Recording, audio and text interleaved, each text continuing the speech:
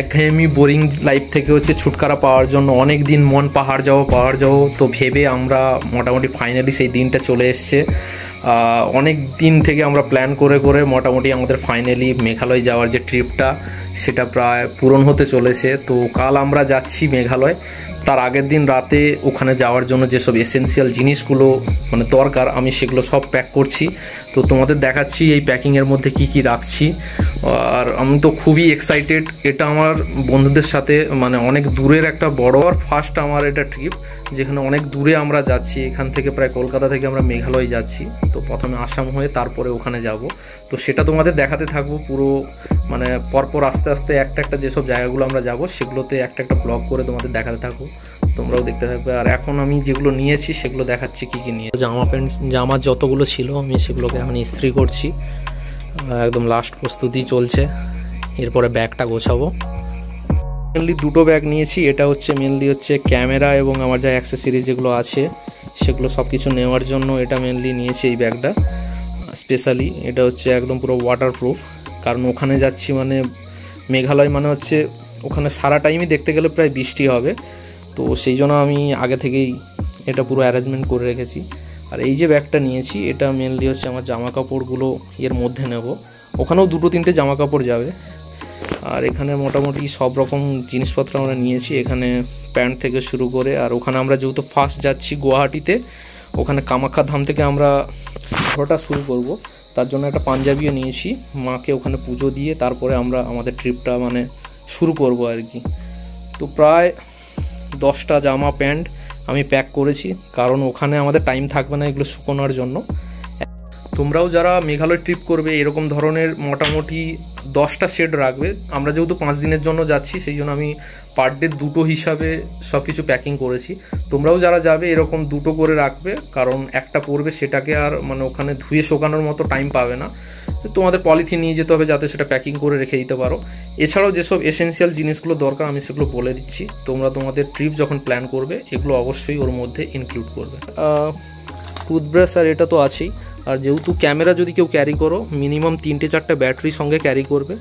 আর আমি যেহেতু ক্যামেরাও নিয়ে যাচ্ছি, সঙ্গে আমার ফোনও আছে। ফোন থেকে বেশিরভাগটাই শ্যুট করব, কারণ যদি বৃষ্টি হয় তখন ফোন দিয়েই শ্যুট করতে হবে, ক্যামেরা বের করানো যাবে না। সাথে আমার গিম্বেল আছে, আর এটা একটা মাইক আছে। আর এছাড়াও যেগুলো এসেন্সিয়াল জিনিস, তোমাদের ফেস ওয়াশ ইউজ করলে ফেস ওয়াশ, তারপরে কেউ সাবানও নিতে পারো। আমি এটা বডি ওয়াশ নিয়েছি, তেল, আর একটা জালের বোতল থাকবে। তাছাড়াও আমার বন্ধুদের কাছ থেকে আমি রেনকোটটা মানে রেনকোট আমাদের কেনা হয়েছে কিন্তু বন্ধুদের থেকে নিয়ে নেবো। আর শুকনো খাওয়ার কিছু কিন্তু তোমাদের নিতে হবে। এই মোটামুটি সরঞ্জাম লাগবে।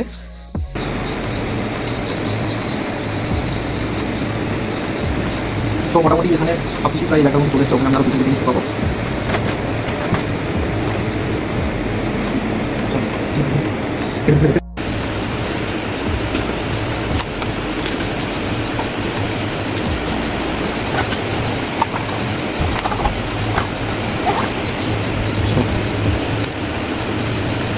ফাইনালি আমি বেরিয়ে পড়েছি।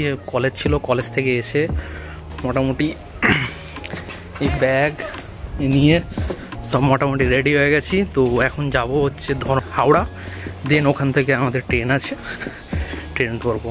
তো চলো হাওড়াতে দেখা হচ্ছে। আমি পৌঁছে গেছি। আমাদের ট্রেন সারাইখানা এক্সপ্রেস হাওড়া 15 নম্বর থেকে ছাড়ছে, মোটামুটি 4টা 5-এ ছাড়বে। আমি খুব দৌড়ে একদম হাওড়া মেট্রো ধরে চলে এসেছি প্রায়। তো আমার বন্ধুরা মোটামুটি আগে এসে ওরা সিটটা খুঁজে নিয়েছে এস করে।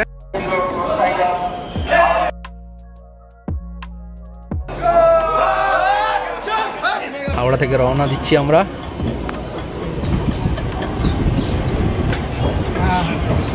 পুরো পাক্কা 4টা 5-এই ছাড়ছে।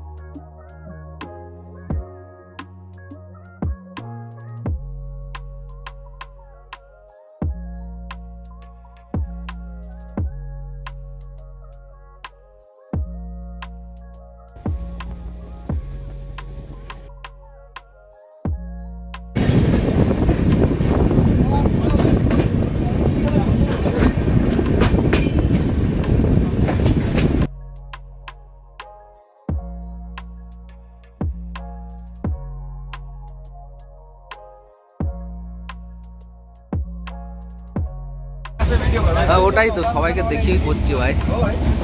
নন্দী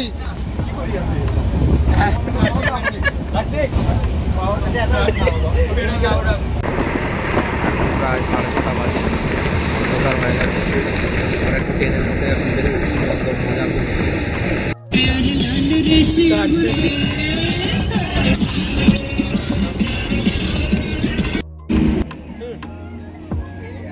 তো আজকের মতো গুড নাইট। কালকে দেখা হচ্ছে কামাখ্যা ধামে গুয়াহাটিতে।